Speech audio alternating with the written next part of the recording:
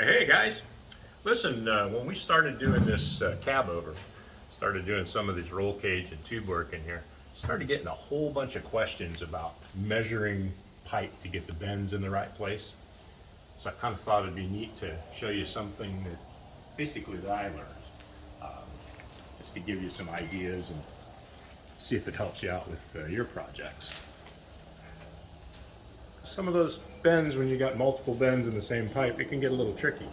But we found a way that tremendously easier.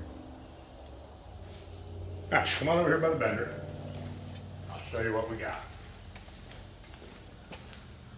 So what I did is I made these little things I like to call cheater sticks.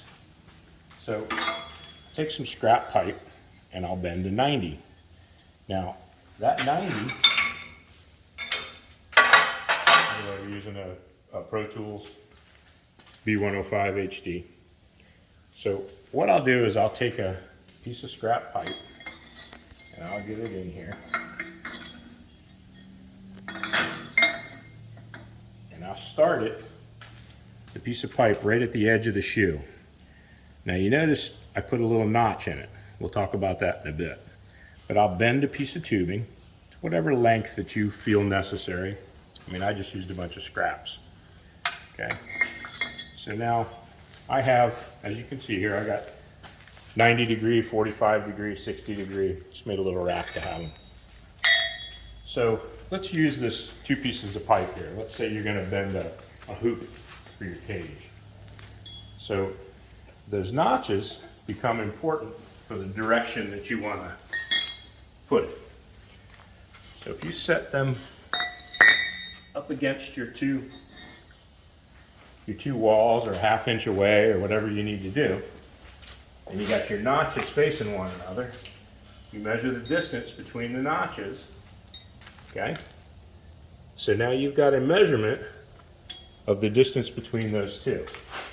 Now let's say you're going to go to the floor, so you're going to measure the end of the pipe to the floor. So now you have that measurement. So you're going to lay out your pipe. You're going to measure the length of the pipe up for your floor measurement, which is, you're going to put a little mark. Then you're going to take your bend, and in this particular case, these are 20.5 inches. So you had your mark was to the floor. You're going to measure 20.5 inches, and that's going to give you the point to where your notch is. So now what I like to do, when I make that mark at 20.5 inches, I will put a little V so that that V shows that notch in the direction it's facing. Now you're going to do the same thing on the other side. You're going to lay out your pipe and you're going to measure from that V to that measurement that you had between the two, and you're going to make a mark. Then you're going to go 20.5 inches and then the measurement to the floor. I usually try to add about an inch at the either end.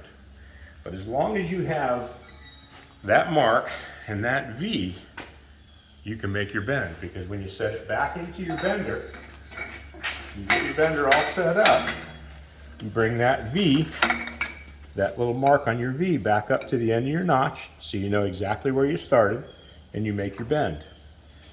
Turn the pipe around, because you always got to remember where the V is. That's why I always mark it on the pipe.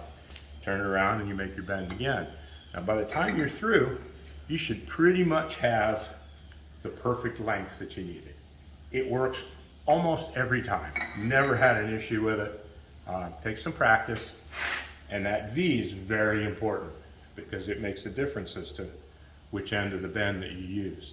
So if you take and make yourself some little cheaters, keep them around.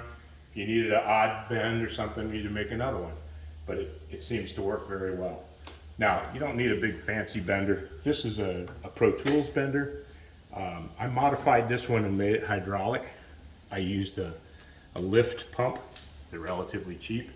I found a piston that was pretty much the right size, and it just gave me a quick hydraulic bender. So not to do that manual thing, I'm getting old.